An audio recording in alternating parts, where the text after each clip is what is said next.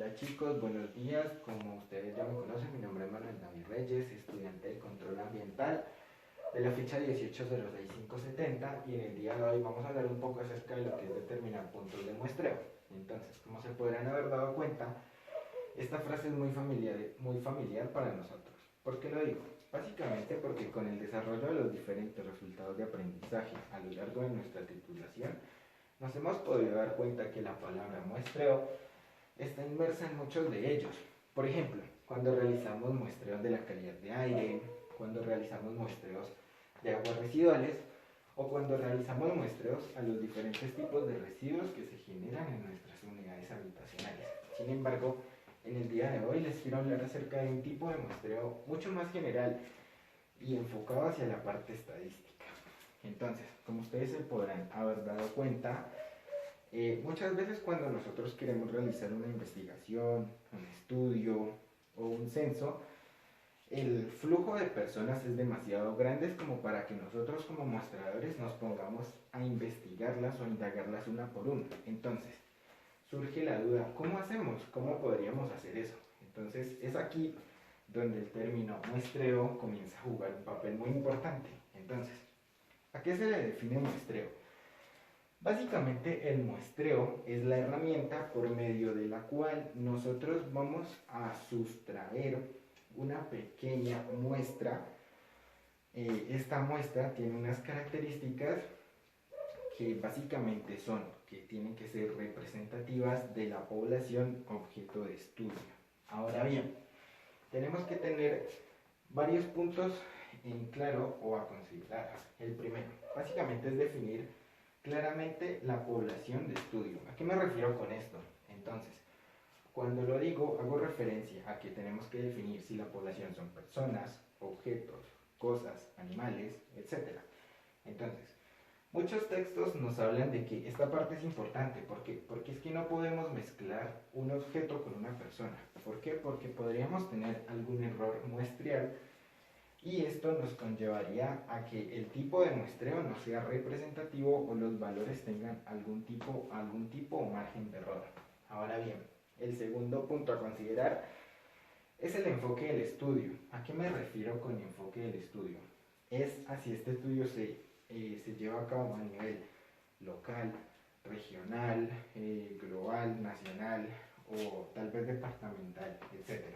Entonces, viene el punto más importante y básicamente son los tipos, o algunas personas los llaman técnicas de muestreo, dentro de las cuales tenemos el muestreo probabilístico y el muestreo no probabilístico. Entonces se preguntarán, ¿cuál es la principal diferencia entre estos dos? Básicamente radica en algo muy sencillo, y es, el muestreo probabilístico se basa básicamente en la probabilidad que tienen las personas o la población objeto de estudio de ser seleccionadas para ser parte de la muestra, mientras que el muestreo no probabilístico no cuenta con esas capacidades, aunque se tiene que garantizar que sea lo más probabilístico posible. Sin embargo, este no cumple con estas.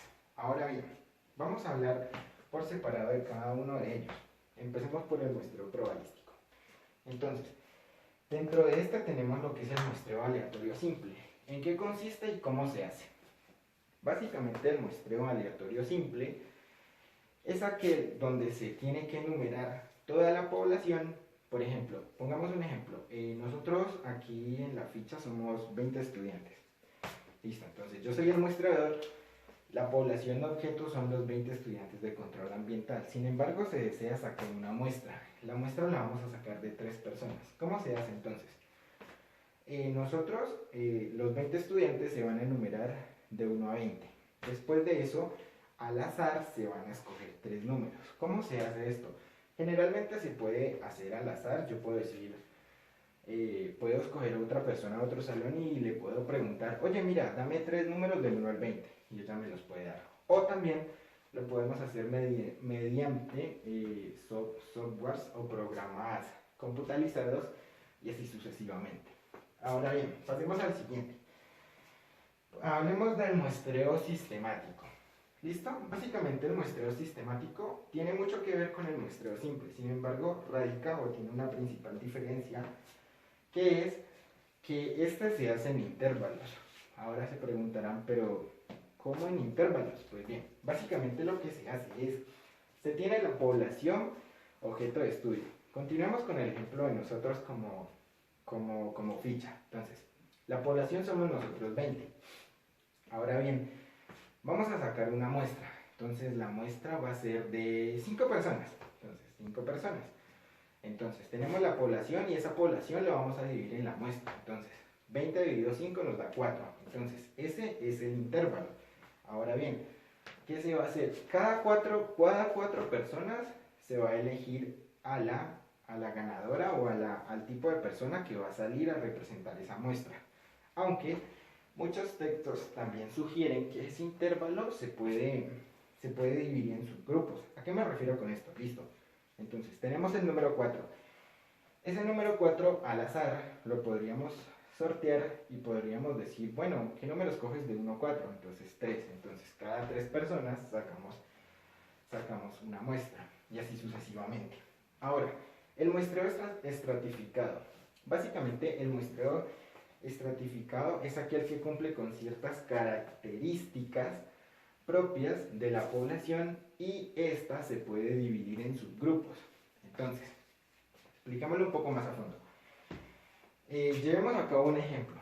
Por ejemplo, un muestreo estratificado aquí dentro de nosotros como ficha, como control ambiental. Entonces podría ser, por ejemplo, que se lleve a cabo un censo, un censo en el medio del cual se saquen aparte todos aquellos estudiantes que tienen su dispositivo móvil, en este caso el marca iPhone a un lado, y todos aquellos estudiantes que tengan su dispositivo o marca de celular que sea Samsung, Huawei o otra marca a otro lado. Entonces, listo. Ya tenemos un muestreo estratificado y se separó por la marca de celular que posea la persona. Ahora bien, después de esa se hace el muestreo estratificado, se puede correlacionar con un muestreo aleatorio simple. Porque lo digo, después de tener esos subgrupos ya creados, lo que se hace es partir de esos subgrupos y crear una muestra con ellos. Por ejemplo, si tenemos en nuestro salón 5 personas que tienen iPhone y las otras 15 personas tienen un dispositivo móvil diferente de marca Samsung o Huawei, entonces lo que se va a hacer es se va a tomar, por ejemplo, 3 personas de cada lado y 3 personas de cada lado para hacer la muestra y así que sea representativa. Continuamos. El muestreo conglomerado.